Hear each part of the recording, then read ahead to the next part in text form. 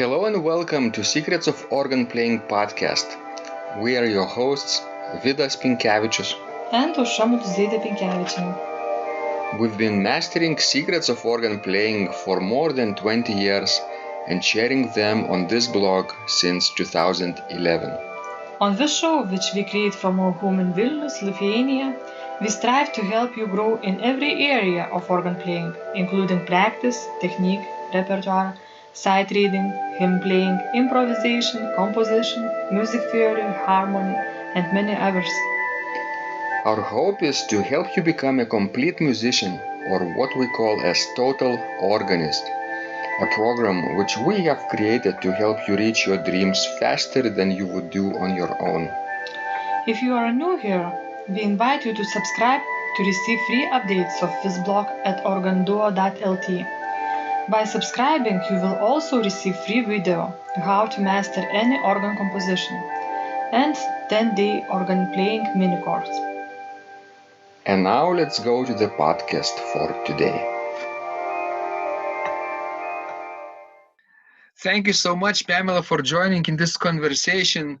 I'm so delighted to be able to see you and to talk to you over the Atlantic Ocean via this internet connection, which is wonderful. And we last have seen each other a year ago, right, in Poland. It was in the wonderful small town of Paslek, exactly. Thank you, Pamela. And you played a wonderful, splendid improvisation. Not only improvisation, but in general historical organ recital, but also included improvisations. And I remember you taught organ music lovers how improvisation is shaping your musical ideas, right? It was really incredible to see from the distance. I was basically hiding in the organ balcony, trying not to disturb you. So we spent several days, Pamela, in Paslek, and I still remember those days very fondly. Thank you so much and welcome to the show. Thank you so much, Vidas. I can't tell you how wonderful it was to see you in Paslek and to have the chance to meet you and some of your friends and colleagues who traveled from Lithuania to come to hear the concert and who ended up helping at the organ console, pulling stops and serving as registrants and a wonderful support team. Which is one of your great strengths, supporting people and lifting up voices from all around the world about the organ. Thank you, Pamela. Yeah, really, your recital was like a pinnacle of that fall season, basically. And I know you went later on to Gdansk, to another city, to perform, right? So yeah. we couldn't go with you, but I've heard many great things, except that electricity disappeared, right? Oh yes, not during my concert, however. So that was fortunate. But yes, during part of the symposium that Christoph was hosting. Yes. Yeah. I had this experience with disappearing electricity in my recital too.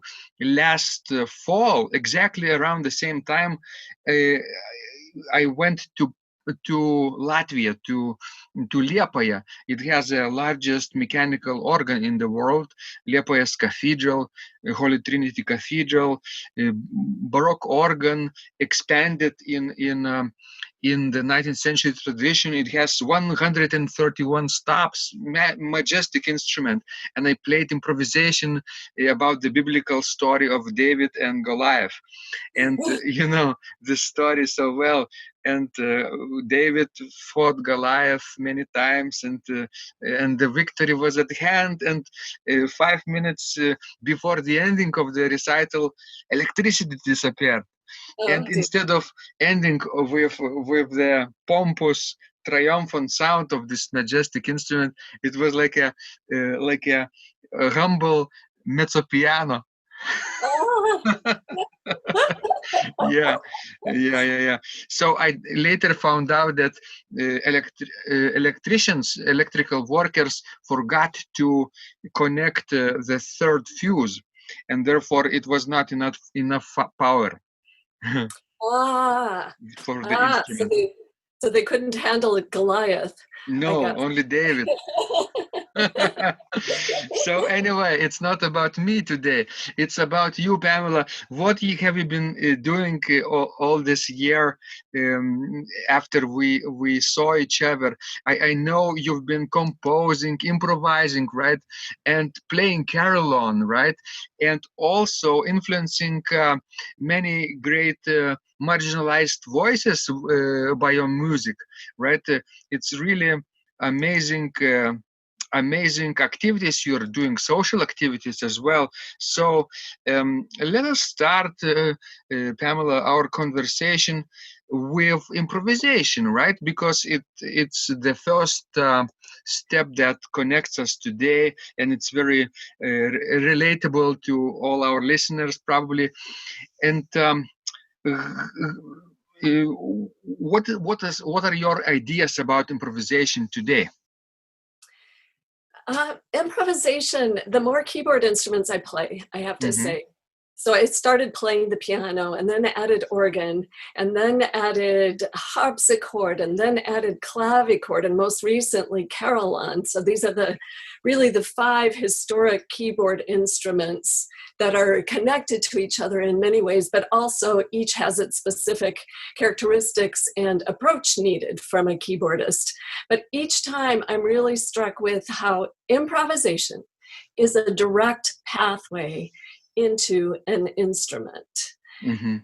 And I found that out when I was a child, and I would try to recreate hymn tunes or Genevan psalms that I heard on recordings, and I would go to the piano and try to recreate them. That developed my ears, it developed my improvisation abilities.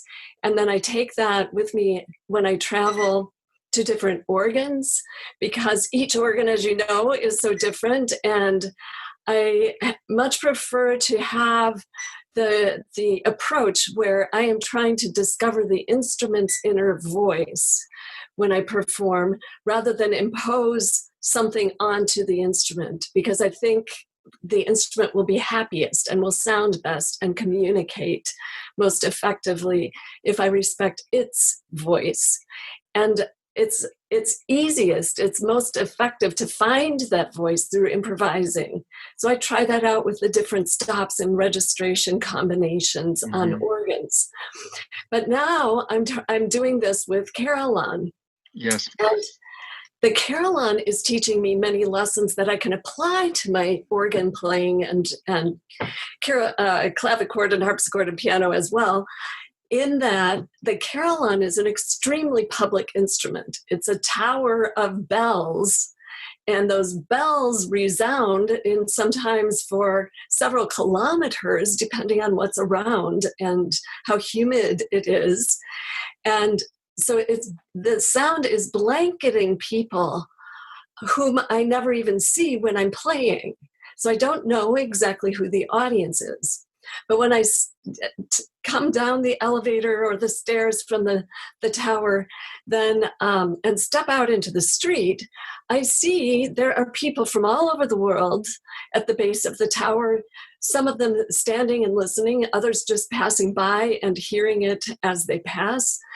But I also realized that so much of the carillon repertoire, as has been true for a while of the organ, is centered on, it's rather Western European centric. Much of it is earlier music. Not all of that is ideal on every carillon, and much of it was written by dead white men, and so that. Let us stop right there. It's so much to talk about, and we have to unpack it, right? Yes, Pamela. First of all, when you mentioned carillon and playing from the highest peak, right? And you're looking down on people and seeing strangers passing by or listening. It reminded me also last year we have this Carillon in Vilnius too, and the Carillon festival at the end of the summer also, where I met your colleague. Tiffany. Exactly, Tiffany, Yes. and she played spectacularly too. And you know, it was really interesting to see that the sound from upstairs is so much different from what you hear downstairs in the square, right? Yes. In the public place where people gather. So. And you cannot really practice on that instrument, right? So let me ask you this: do you practice on this instrument where you play carillon, or you perform right away? Do you play improvisations? How is this process for you going on the Yes. carillon? So we have, at the University of Michigan, we have 3 practice carillons, and they have tiny little bells attached to them, but not the great big bells, so we can hear what we're doing. But we're learning our notes this way and getting familiar with the tactile sensation of the instrument, where things feel in space, so that our proprioception is aligned with the instrument we're playing. Mm-hmm. And then we really try to prepare things well before we play in public. But there are a few times, such as 5 to 7 at the end of the workday, where students may practice 10 minutes at a time and take turns to try things out, because of course the big bells are much, much heavier than the practice instruments. Yes. And one has to train ergonomically to figure out the best technique and tempi for the performance situation. And that's important to have that time as well. Well, exactly. And you're so lucky to have this practice instrument, right? Because otherwise you would have a very rare opportunity to climb that not balcony but tower, right, and play in front of the people. Yes. Do you prefer improvising on the carillon or playing written music? When I first started, and before I was completely familiar with the distance between the keys, it's a keyboard built for a giant. I'll send you some photos that we could post, Yes. and maybe a video as well. And so the distance is far greater than on the organ or any other keyboard instrument. So before I had developed my tactile memory, I almost exclusively improvised so that I could just connect with the sound and watch my hands and feet on the keyboard and the pedal board. And the same thing is true of the clavichord. Now, the clavichord is a very dynamic instrument, and it requires arm weight and leg weight in playing the pedals. And it's so interesting because that's the quietest keyboard instrument, but that playing the clavichord informed me the most about how best to play the carillon, which is the largest keyboard instrument. Interesting, right? Yeah. Fascinating. But it's also dynamic. It's a dynamic instrument. So the shaping the tone, shaping one note to the next, like a string of pearls, as C.P. Bach said, is just really a critical part of playing musically. Yes, and both instruments, clavichord and carillon, have this ability to play different dynamic levels, right? Not only one dynamic level like the organ, unless you change the stops or use the crescendo pedal or swell pedal, but also your touch affects dynamic range. Absolutely. Absolutely. So, Pamela, it's interesting. You came to Carillon later in your career, right? And you knew about improvisation so much in depth before that. I would suspect that, as you said, that improvisation was a good teacher in learning to play a new instrument like Carillon for you. Was it not? Oh, absolutely, because I could discover things such as, instead of playing very quick scales the way I might on the organ, it's going to be more idiomatic to the carillon to play alternating hands, so a zigzag motion. So that informs me as a composer as well as an improviser. And instead of playing very quick pedal notes the way I might in a Buxtehude Preludium, the bells just will completely obliterate each other if played too quickly in the bass register. So it generally sounds best to have slower moving bass notes and sometimes quicker moving treble notes. And it also varies so much from carillon to carillon. But again, if I had imposed repertoire I expected to hear based on my organ training onto the carillon, I would have been playing things that didn't sound ideal for the instrument. But through improvisation, the instrument could teach me how it sounds best. And that way I can compose for what sounds optimal for the carillon, and also for other players what is most idiomatic or comfortable for playing the carillon. Yes, you again became a student, right, of this instrument, and the instrument taught you many great things. But Pamela, can you share with us what has inspired you to take on playing the carillon? Did you feel like inner drive to it from your like youth, or later in life you discovered this instrument? How did it happen? Well, it happened circumstantially because in Ann Arbor we have 2 grand carillons, which is highly unusual. And my husband, Steve, was in law school, and he would tell me when he was in law school decades ago now that he would come out every noon hour to eat his lunch outside, and from the law school he could hear the bells. And that would help him when he was studying law so intensively, and just the intricacies and reading very complex documents. It would help him to feel balance in his day, to have this taste of beauty right in the middle of his day. So that statement has stayed with me.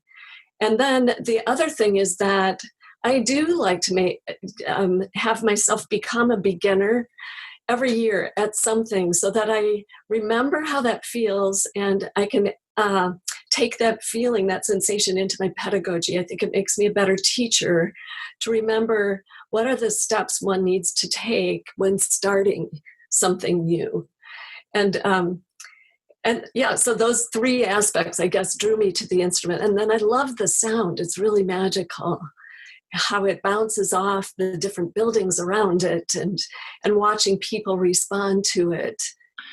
And interesting, Pamela, when you improvise on the carillon, when you are in the tower, right, you are hearing very differently than what people are hearing downstairs. How do you know where to speed up, where to slow down, or where to play louder and softer? What the gradation of it, right? Not to overdo it. How do you find this balance while sitting up high in the clouds, basically?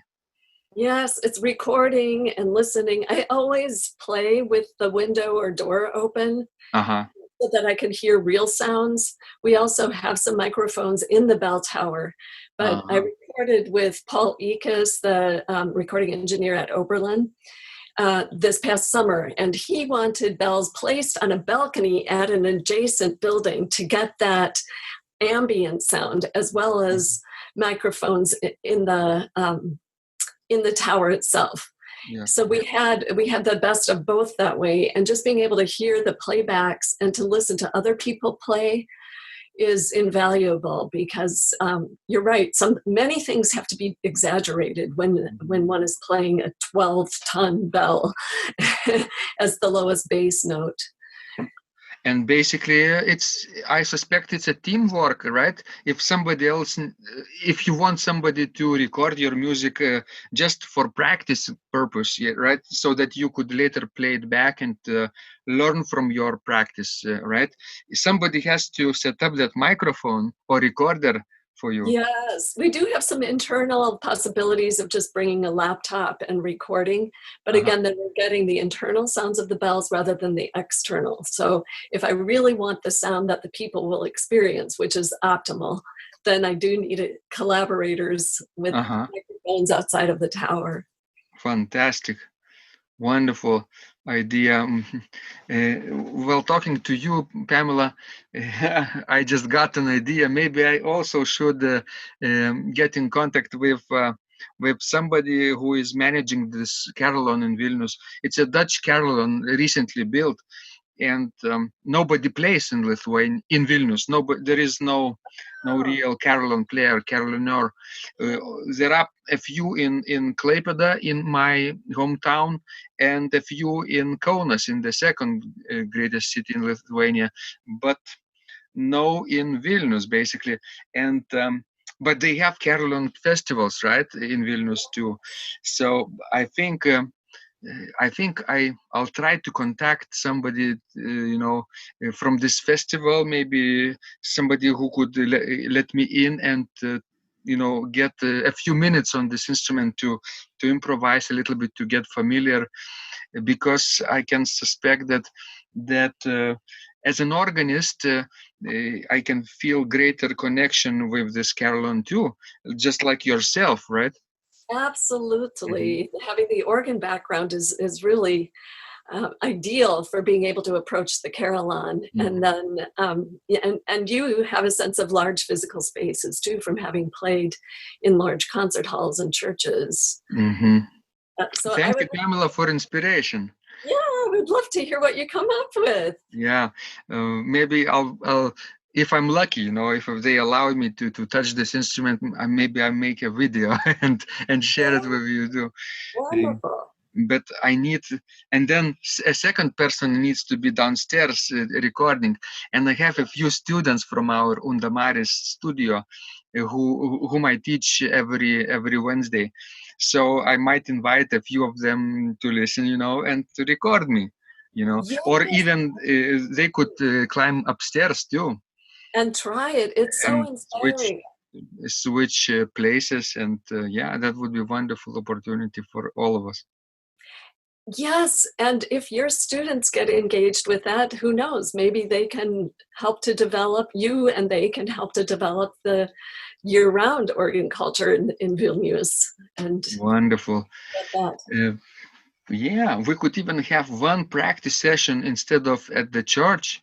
We could have, if they allow us, we could gather in the tower and practice, some organ related sounds, maybe excerpts from their pieces that are playing on the carillon too. Yes, absolutely. And then they could learn the art of arranging to figure out where they would have to thin the texture and accommodate the pedals and the different ranges of the instruments. But it's so informative, I think, and really wonderful for an organist development. The other thing that could happen in Vilnius, because you have this fabulous city that's a large university center as well, is that you could develop multidisciplinary endeavors. I'm finding this also at the University of Michigan. For instance, last week I met with a dancer who came as a guest professor to work with dance students. Yes. She's Cuban, her family stems from Cuba. They live in Miami. She came up to work with dancers to teach them how to improvise, and she had this powerful experience sitting under a bell once when she was a child. So she wanted to bring dancers to come and improvise movements to the sounds of the bells. So we worked quite a lot last week, and this choreographer even came to the console, we could say, using organ terms, to the keyboard and pedal of the carillon, and wanted to play, but instead of playing in the conventional way with fists and toes, she started dancing by making gestures on every which way. She would put her cheek up on the music rack, and then place her hands on the extreme ranges of the carillon and ring the bells there with various gestures. And she completely embodied her sound, and that taught me several things that I am now bringing to my students about embodying their sound. I've been talking about that, but until she did that, I didn't have a really in-depth example of how to do it. So we informed each other. It was so exciting. Wonderful example of collaboration, right, between the arts and different disciplines. Sometimes we do those events in our cultural center at the university. For example, a couple years ago, I improvised with it's called kinetic theater troupe, a group of basically dancers, actors, but they act without words, only through movement. And we together improvised 1 hour length recital or event, basically about the story of creation. I was at the organ bench, and they were downstairs where the altar is, and they embodied the sounds that I was making about the story of creation. 7 days, 7 movements, and those things.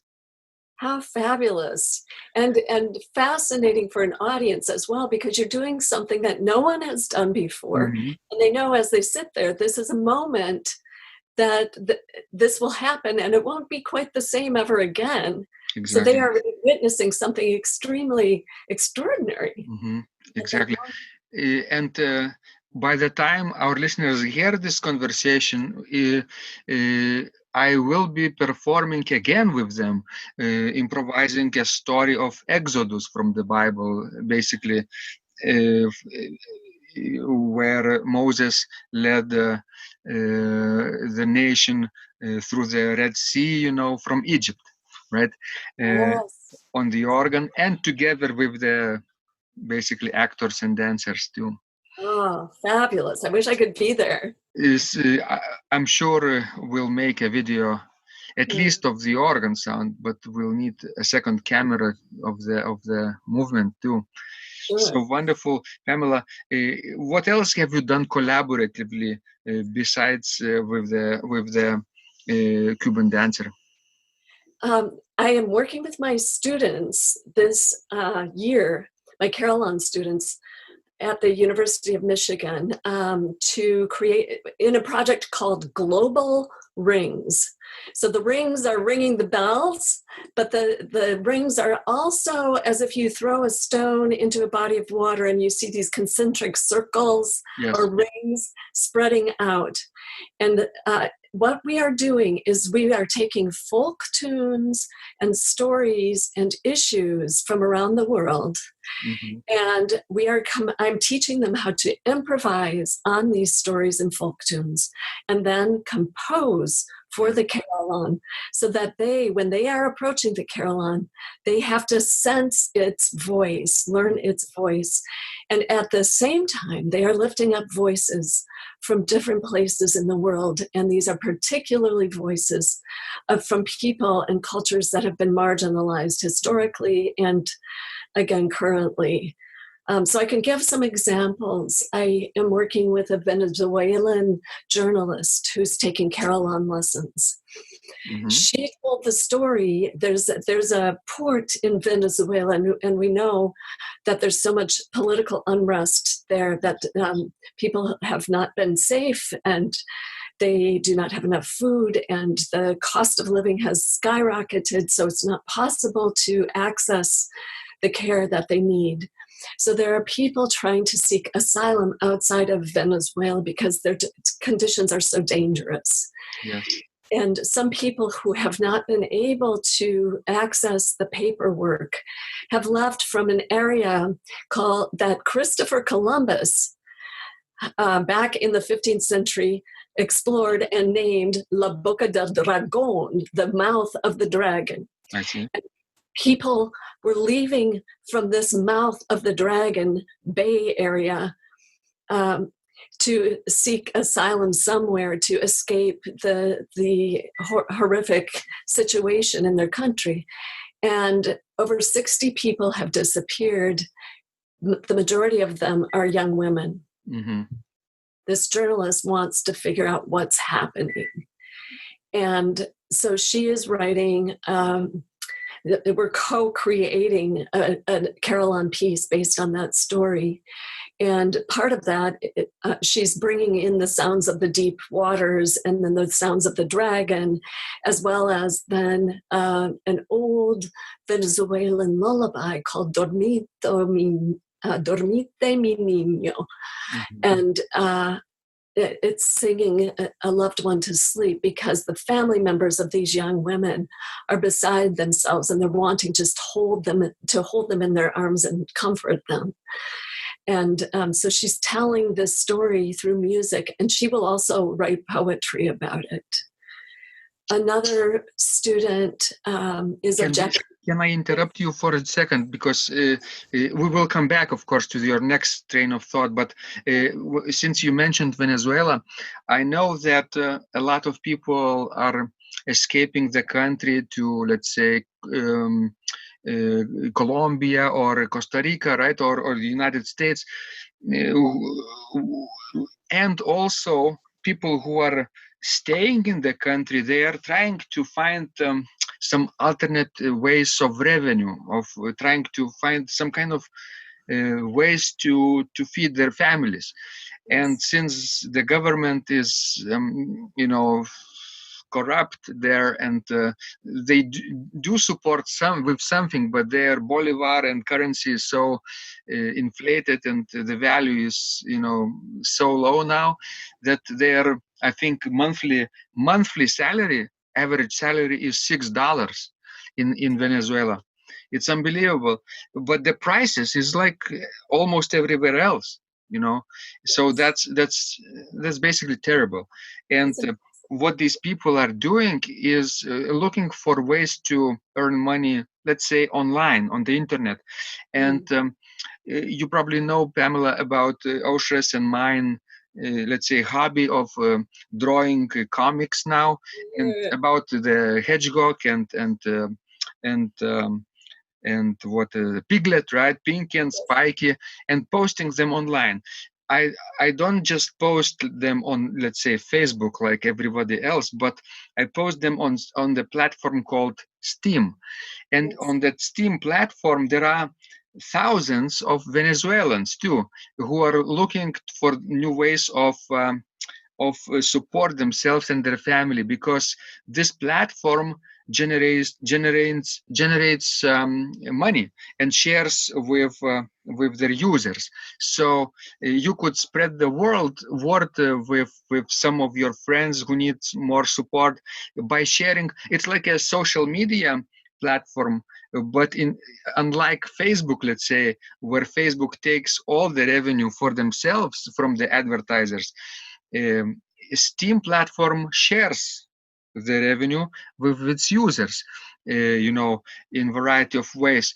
And so that's just one aspect of that platform. But since it's related to what we were talking about earlier, I thought that it would be helpful to mention it. Yes, thank you so much. Mm-hmm. Thank you. Steam, STEEM. Thank you. Yes. And so please continue, Pamela. It's very interesting to find out about your other collaborative projects as well.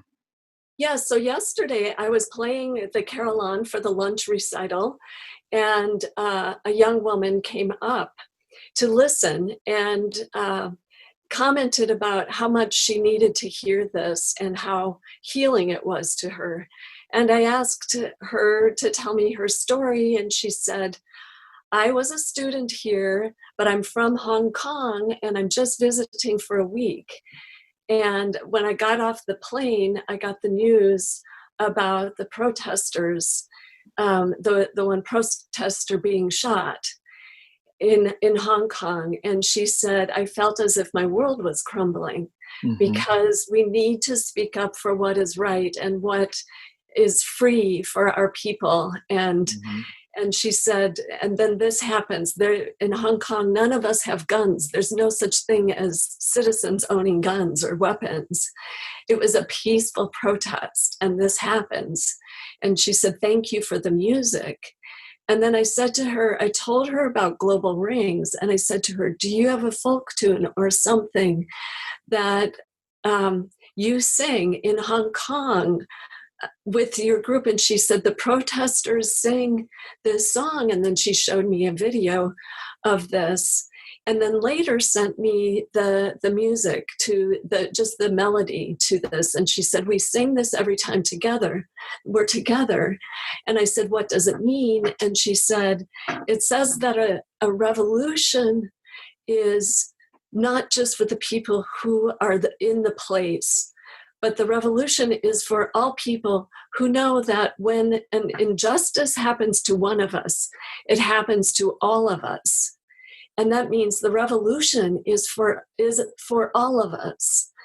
And because we are fighting for the freedom of some people, it means we're fighting for freedom for the whole world, because it's a concept that has these global rings that resonate and expand outward. Exactly. And then she told me that one of the main aspects that keeps these protesters coming together and still believing there is a better life ahead, that there can be, is because they can sing together. It's their music that brings them together. So she said to me, I give you this music, and if you play this on the Carillon, you will help to spread those rings from Hong Kong to Michigan in the United States, and then everywhere in between. And this is the same thing that this Venezuelan journalist is saying. We need to lift up these voices that have been silenced and that have been oppressed. And I can tell you another dozen stories, because each one of my students is coming up with a completely different story. Some about climate change and running out of water, and another one about wind turbines and renewable energy, but then also the noise that causes for the people around it, that all the layers of changing society.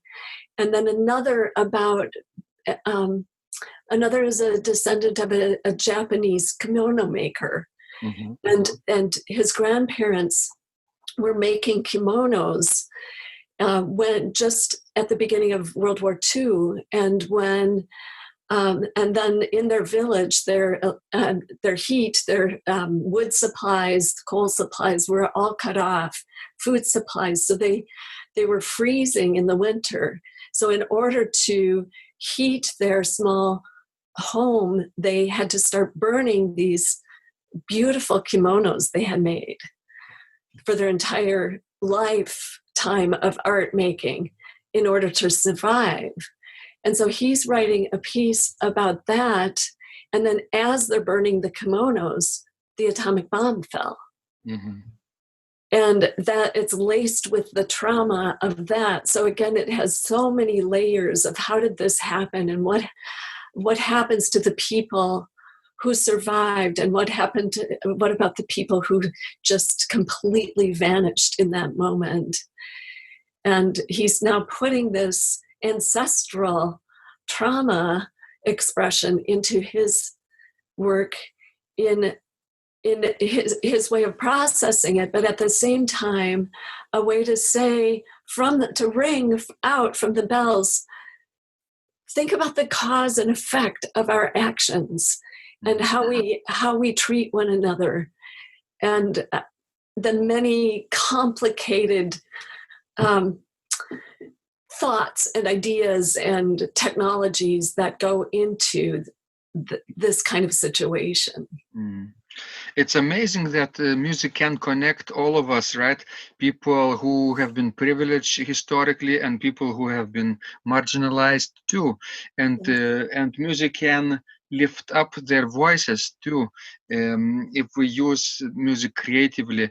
For example, as you did, probably taking lullabies and folk tunes from their countries and putting them into original compositions, collaborations with other artists, and spreading that cultural phenomena in your area, this cultural awareness of marginalized people. I think this is really public service that you're doing, right?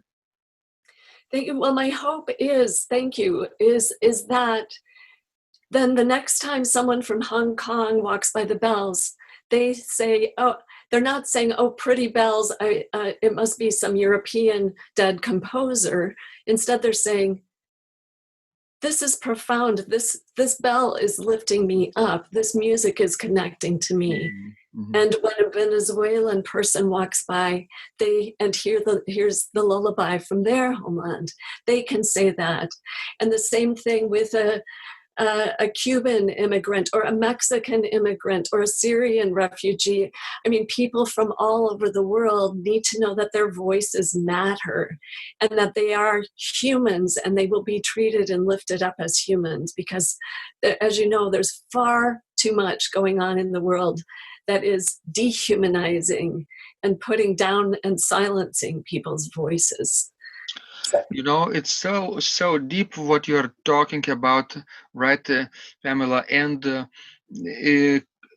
taking those voices from other countries which have been silenced, right, and putting them into public view for everyone to see and hear. It's really important in this day and age. And with music, it's kind of not very difficult to do. If you take, for example, a folk tune or a song or lullaby from that region, from that country, let's say from Syria, right?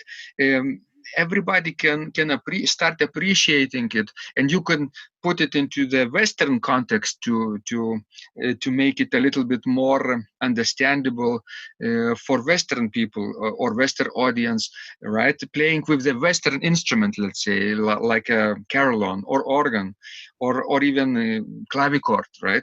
You invent new sounds on the old instrument, basically. And I think this type of creativity, when you take different ideas, seemingly unrelated ideas, but you mix them together in a new context, creating new shapes and new cultural phenomena, is it's a way to go today, right? Because for a long time, our music was influenced by Western ideas, right? Gregorian chant, Lutheran chorales, Genevan psalms, and so on. Classical music, right? Yes. But now people, for decades now, have been exploring places that have nothing to do with Western world, and this musical idea of Western world expands. Basically it enriches Western world, appreciating about the cultures and lives of other regions, don't you think? Oh yes, Vitas, and you said this beautifully. It's really an opportunity to build bridges instead of build walls. I mean, so we're connecting from country to country, and we who have grown up with a Eurocentric music, in classical music, in Western classical music, now can learn from other cultures and then bring that into our musicianship. Ultimately, I think this is the most sustainable path also for classical music. So I'm working within various organizations to commission people of color, commission people from other various countries to compose for the organ, to compose for the harpsichord, to compose for the carillon, to tell their stories. And I'm also interviewing people. This is another approach, if I may tell you about another project. Excellent. Please do. It's called Belonging and a Carillon Call to Care for All. And I will tell you that I do, with Global Rings and Belonging, I plan to create organ versions of this as well. So organists can take this into the concert hall and to bring it to young children, to have these conversations about lifting people up and building bridges. With belonging, I'm using the word belonging in two ways because I think it's a basic human need, such as drink and needing food and water and shelter. A basic human need is also to have a sense of belonging. Yes, because we are social creatures, social animals, as some scientists say. We are. Mm-hmm. And so telling people they don't belong is devastating. It's taking away a basic human need.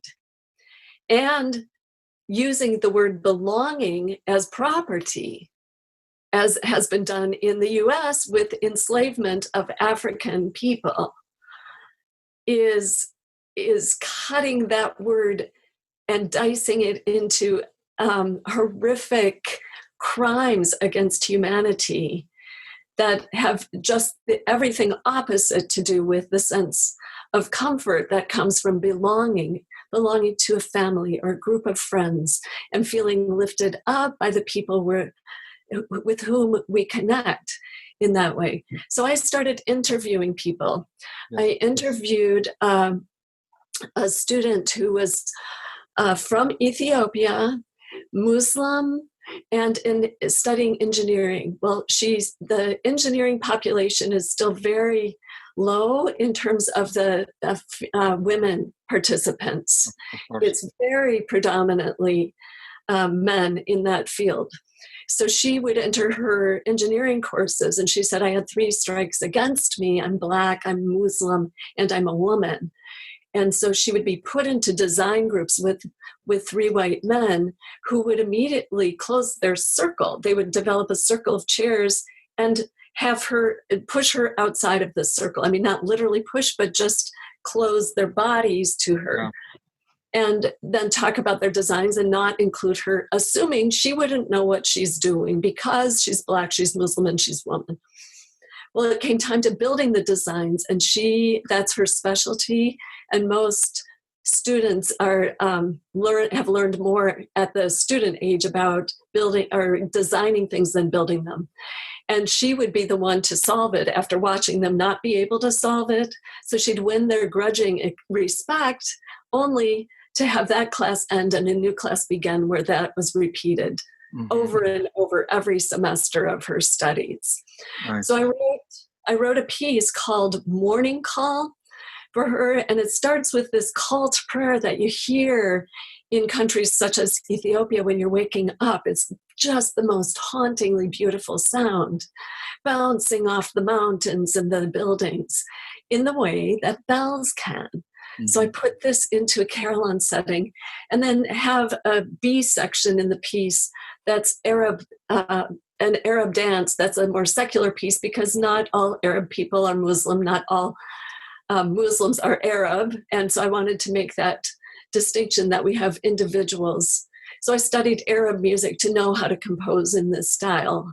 Mm-hmm. And then in the second piece I wrote for that, I interviewed an African-American woman named Jackie who auditioned on piano. She wanted to become a concert pianist. She auditioned in a school of music, conservatory, and found that the head of the piano department, while she was playing for memory, performing her audition, he marched around the piano saying, "Oh, did you hear that? Can you believe that?" Saying disparaging remarks the entire time.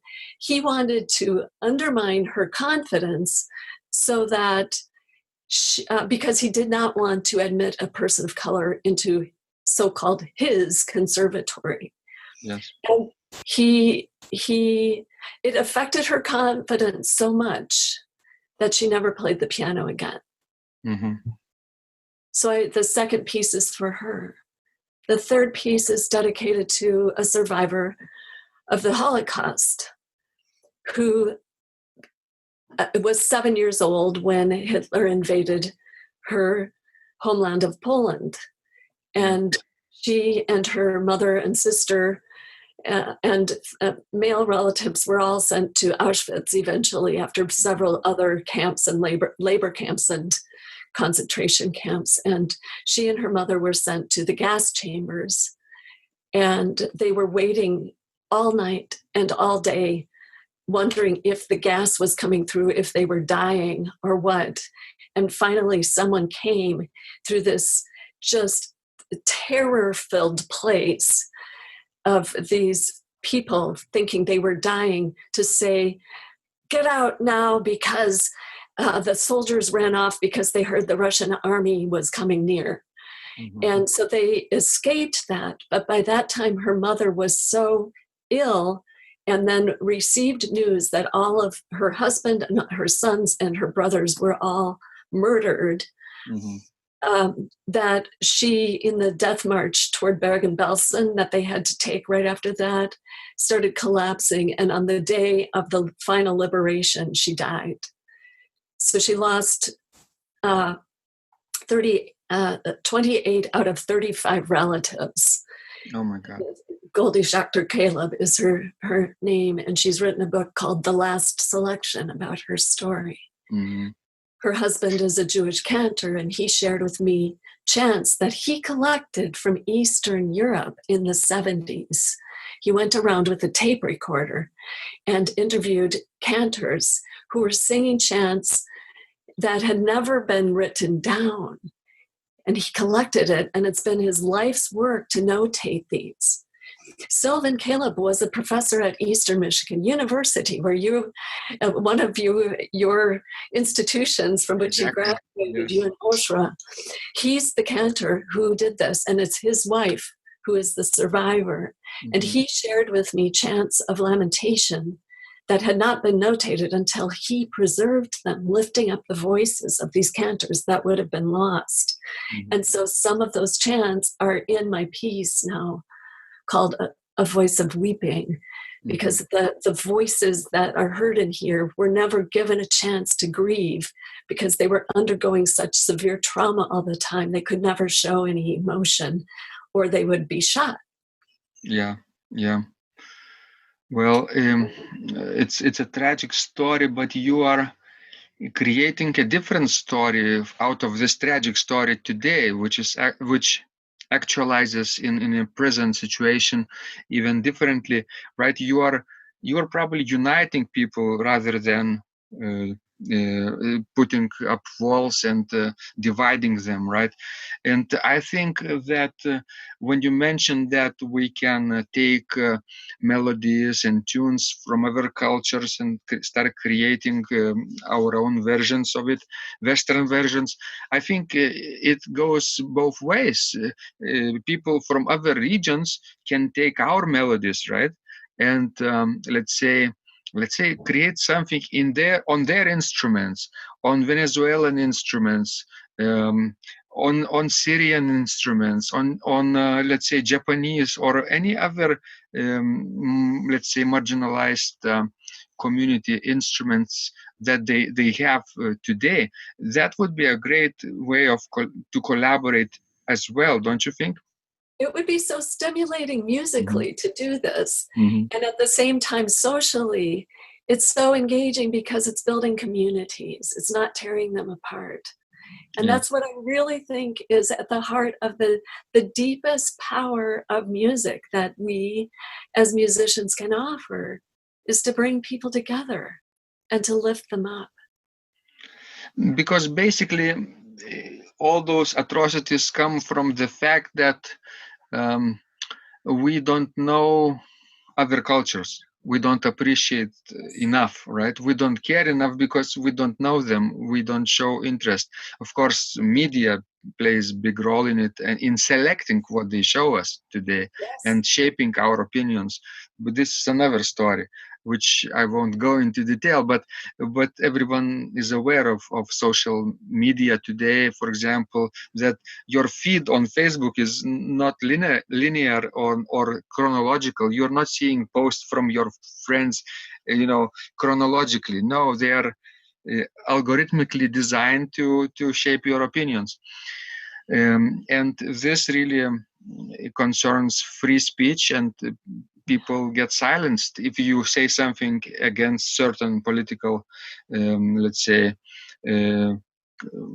phenomenon or candidate. You might get banned from Facebook, let's say, and Twitter and YouTube. So free speech is really important today. And I mentioned Steam platform.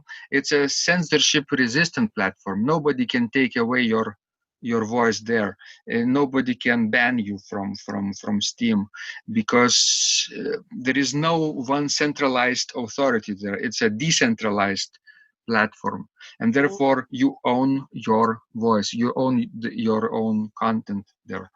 So people who flee centralized content platforms, who get deplatformed, right?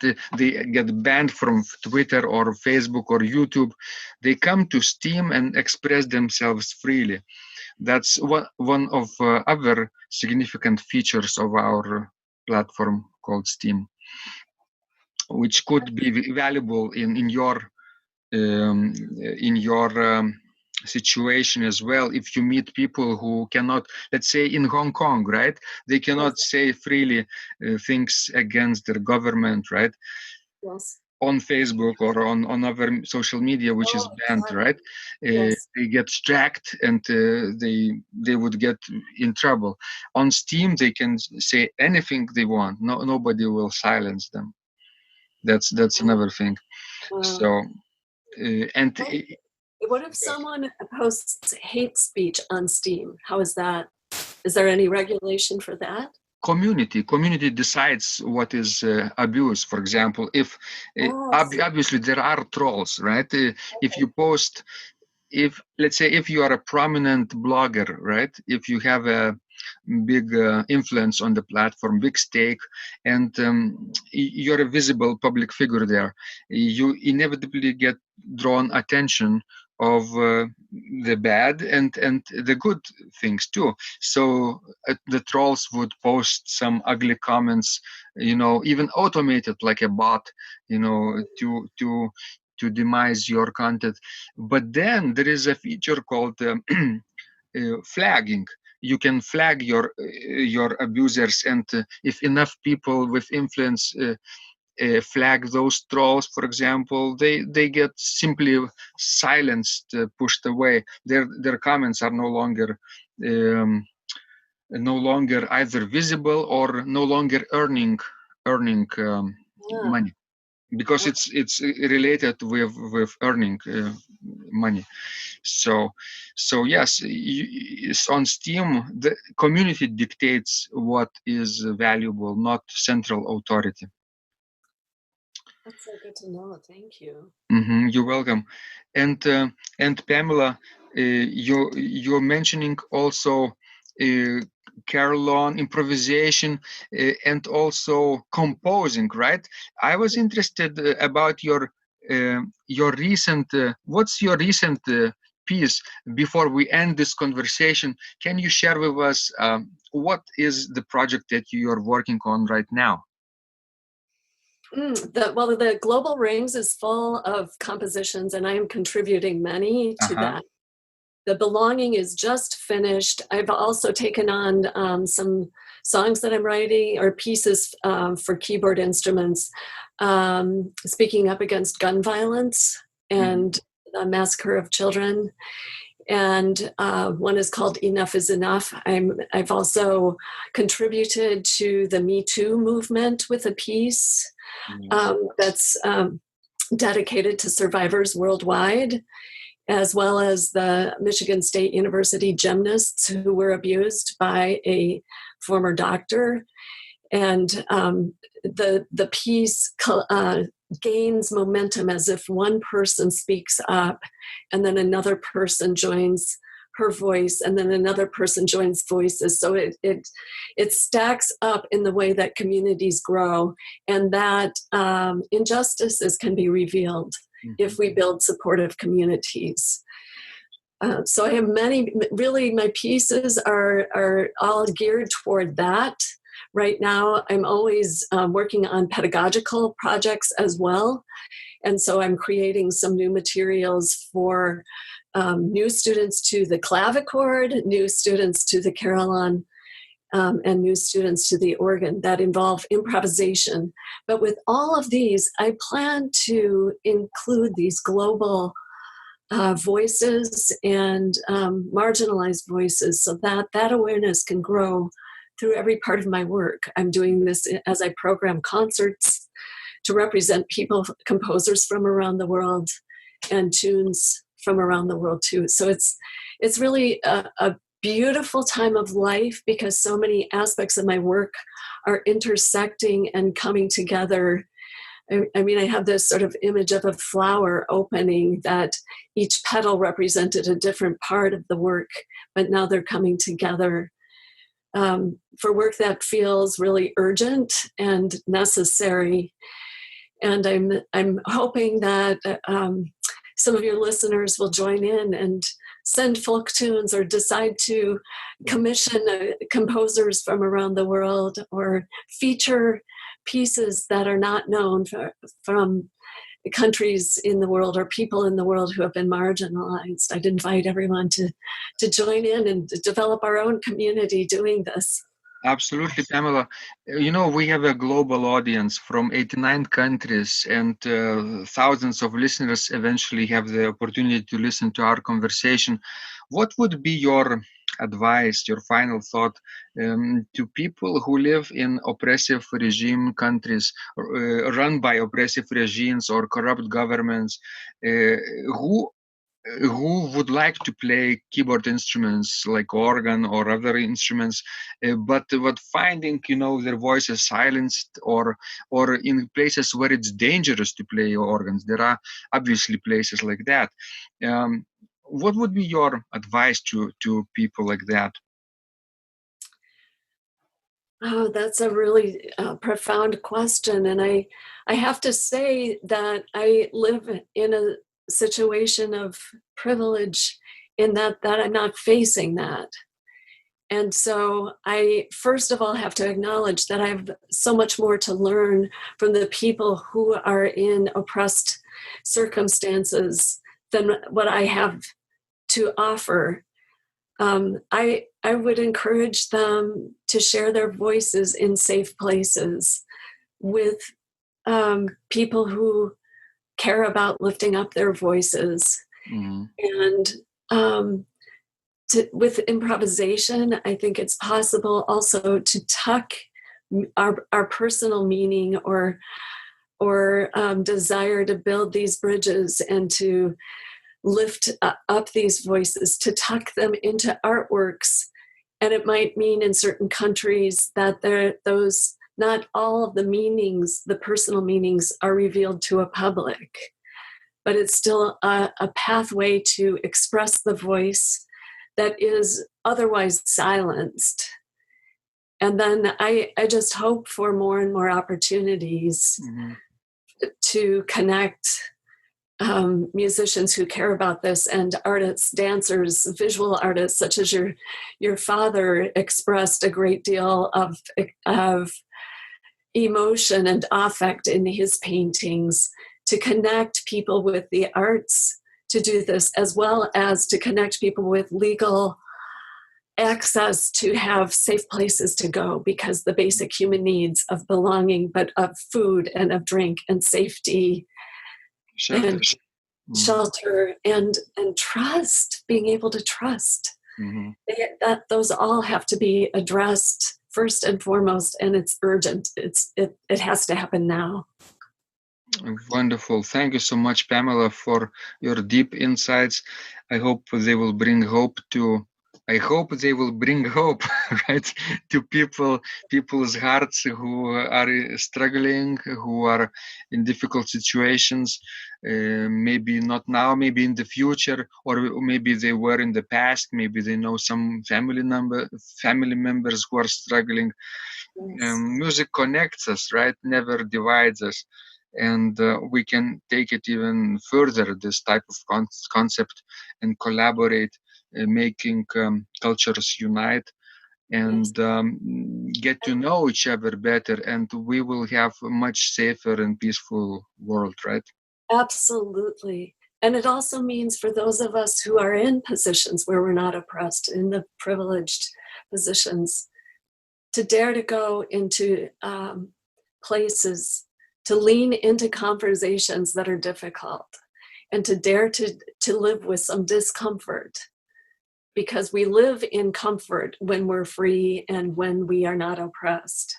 But when other people are not living in that comfort, we have to have a level of discomfort that calls us to action in some respect. And I just wanted to also empower those of us who are in that free situation to dare to lean in.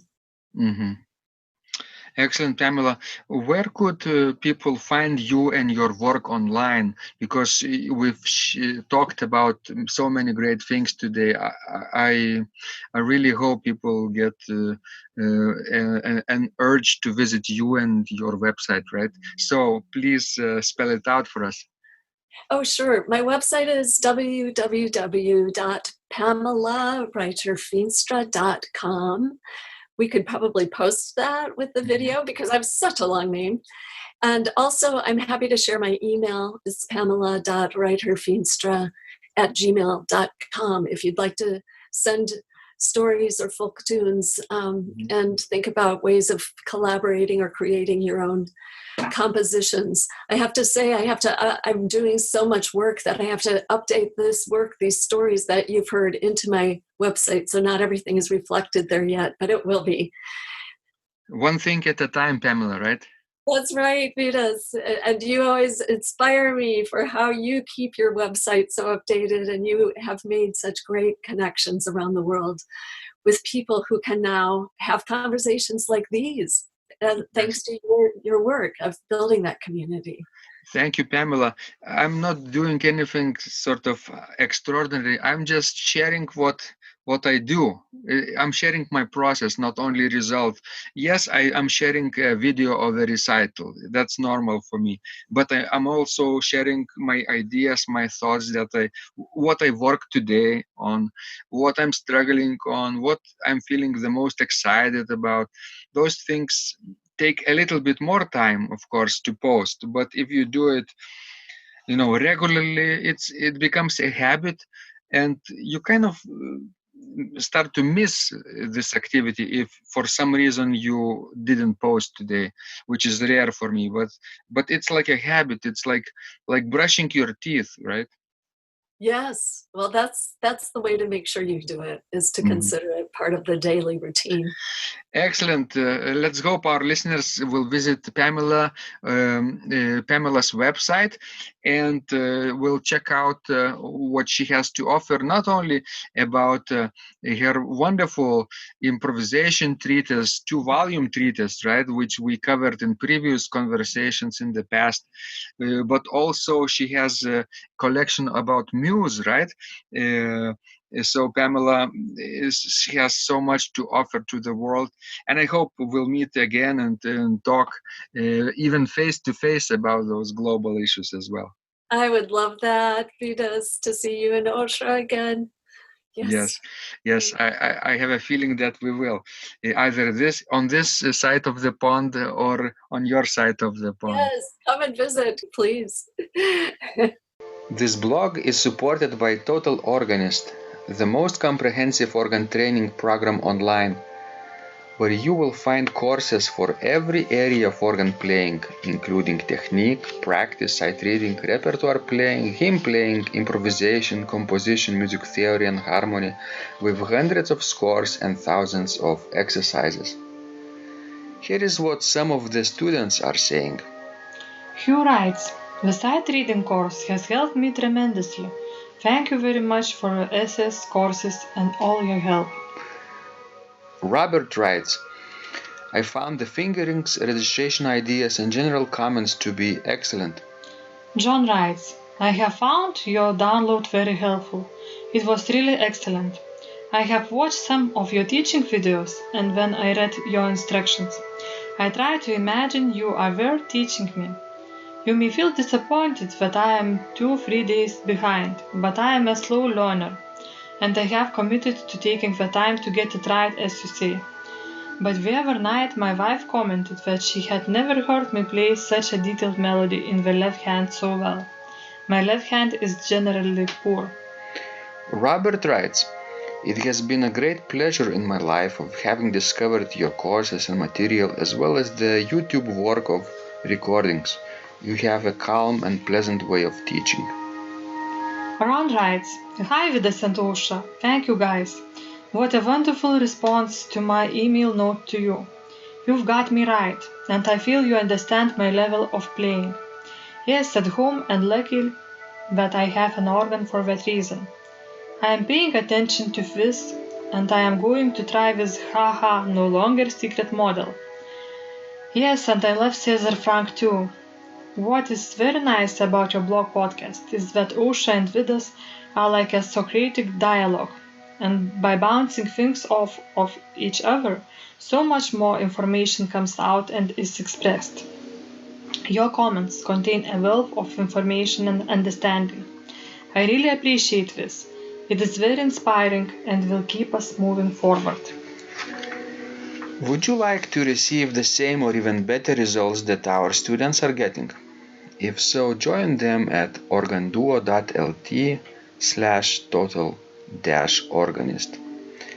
And of course, you will get the first month free too. You can cancel anytime. Also, if you haven't yet subscribed to receive free updates of this blog, make sure you do that at organduo.lt. By subscribing, you will also receive free video, how to master any organ composition, and 10-day organ playing mini course. This was Vidas. And Ausra from Secrets of Organ Playing. And remember, when you practice, Miracles happen.